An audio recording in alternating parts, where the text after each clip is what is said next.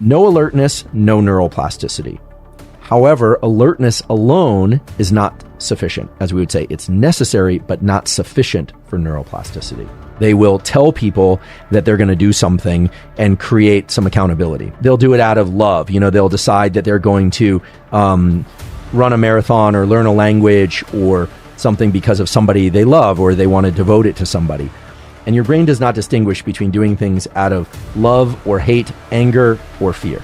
It really doesn't. All of those promote autonomic arousal and the release of epinephrine. If you're feeling not motivated to make these changes, the key thing is to identify not just one, but probably a kit of reasons, several reasons as to why you would want to make this particular change. And when we pay careful attention, there are two neurochemicals, neuromodulators as they're called, that are released from multiple sites in our brain that highlight the neural circuits that stand a chance of changing. Now, it's not necessarily the case that they're going to change, but it's the first gate that has to open in order for change to occur. And the first neurochemical is epinephrine, also adrenaline. We call it adrenaline when it's released from the adrenal glands above our kidneys. That's in the body. We call it epinephrine in the brain, but they are chemically identical substances. Epinephrine is released from a region in the brainstem called locus coeruleus. Fancy name, you don't need to know it unless you want to. Locus coeruleus sends out these little wires we call axons such that it hoses the entire brain, essentially, in this neurochemical, epinephrine. Now, it's not always hosing the brain with epinephrine. It's only when we are in high states of alertness that this epinephrine is released. But the way this circuit is designed, it's very non-specific. It's essentially waking up the entire brain. And that's because the way that epinephrine works by binding particular receptors is to increase the likelihood that neurons will be active. So, no alertness, no neuroplasticity. However, alertness alone is not sufficient. As we would say, it's necessary, but not sufficient for neuroplasticity.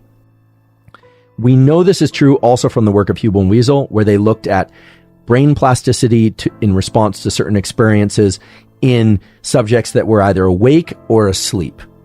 And I hate to break it to you, but you cannot just simply listen to things in your sleep and learn those materials. Epinephrine is released when we pay attention and when we are alert. But the most important thing for getting plasticity is that there be epinephrine, which equates to alertness, plus the release of this neuromodulator, acetylcholine. Now, acetylcholine is released from two sites in the brain. One is also in the brainstem, and it's named different things in different animals, but in humans, the most rich site of acetylcholine neurons, or neurons that make acetylcholine, is the parabigeminal nucleus, or the parabrachial region. There are a number of different names of these aggregates of neurons. You don't need to know the names. All you need to know is that you have an area in your brainstem, and that area sends wires, these axons, up into the area of the brain that filters sensory input. So we have this area of the brain called the thalamus, and it is getting bombarded with all sorts of sensory input all the time. Costello's snoring off to my right, the lights that are in the room, the presence of my computer to my left. All of that is coming in. But when I pay attention to something, like if I really hone in on Costello's snoring, I create a cone of attention, and what that cone of attention reflects is that acetylcholine is now amplifying the signal of sounds that Costello is making with his snoring and essentially making that signal greater than all the signal around it. What we call signal to noise goes up. What it means is that one particular shout in the crowd comes through, Costello's snoring becomes more salient, more apparent relative to everything else going on. Acetylcholine acts as a spotlight. But epinephrine for alertness, acetylcholine spotlighting these inputs, those two things alone are not enough to get plasticity. There needs to be this third component, and the third component is acetylcholine released from an area of the forebrain called nucleus basalis. If you really want to get technical, it's called nucleus basalis of Minert. For any of you that are budding physicians or going to medical school, you should know that. If you have acetylcholine released from the brainstem, acetylcholine released from nucleus basalis, and epinephrine, you can change your brain. And I can say that with confidence because Merzenich and Reckenzone as well as other members of the Merzenich lab, Michael Kilgard and others, did these incredible experiments where they stimulated the release of acetylcholine from nucleus basalis, either with an electrode or with some other methods that we'll talk about. And what they found was when you stimulate these three brain regions, locus coeruleus, the brainstem source of acetylcholine, and then the basal forebrain source of acetylcholine, when you have those three things, whatever you happen to be listening to, doing, or paying attention to, immediately in one trial takes over the representation of a particular area of the brain. You essentially get rapid, massive learning in one shot. And this has been shown again and again and again in a variety of papers, also by a guy named Norm Weinberger from UC Irvine. And it is now considered a fundamental principle of how the nervous system works. So while Huberman and Wiesel talked about critical periods and developmental plasticity, it's very clear from the work of Merzenich and Weinberg and others that if you get these three things, if you can access these three things of epinephrine, acetylcholine from these two sources, not only will the nervous system change, it has to change. It absolutely will change. And that is the most important thing for people to understand if they want to change their brain. You cannot just passively experience things. And repetition can be important, but the way to use repetition to change your brain is fundamentally different. So now let's talk about how we would translate all this scientific information and history into some protocols that you can actually apply, because I think that's what many of you are interested in, and I'm willing to bet that most of you are not interested in lowering electrodes into your nucleus basalis, and frankly, neither am I. So I'm not going to tell you what to do or what to take. I'm going to describe what the literature tells us and suggests about ways to access plasticity. We know we need epinephrine. That means alertness. Most people accomplish this through a cup of coffee and a good night's sleep. So I will say you should master your sleep schedule, and you should figure out how much sleep you need in order to achieve alertness when you sit down to learn. Your ability to engage in deliberate, focused alertness is in direct proportion to how well you are sleeping on a regular basis. I think that's kind of an obvious one. So get your sleep handled.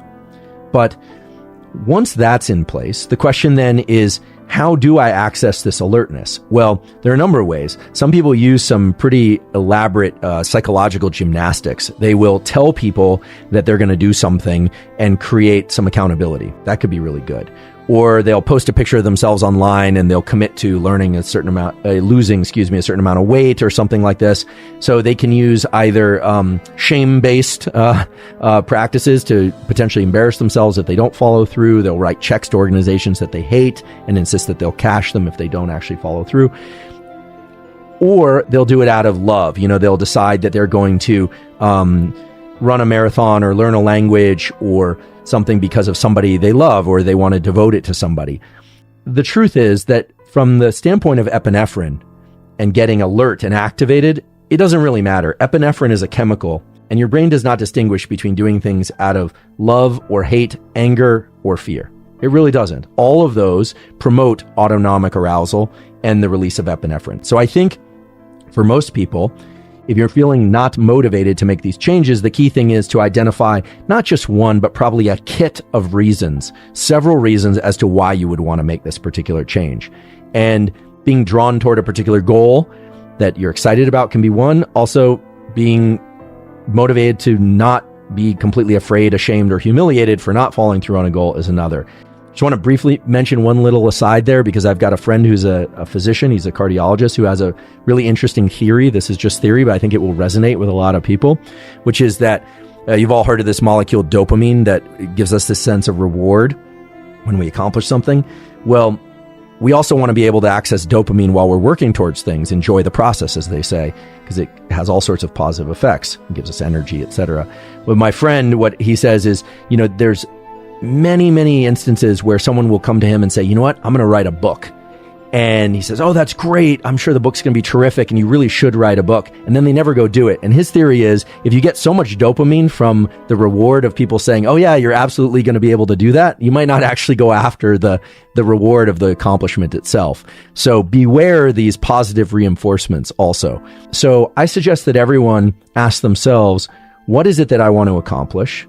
And what is it that's driving me to accomplish this? And come up with 2 or 3 things, fear-based perhaps, love-based perhaps, or perhaps several of those, in order to ensure alertness, energy, and attention for the task.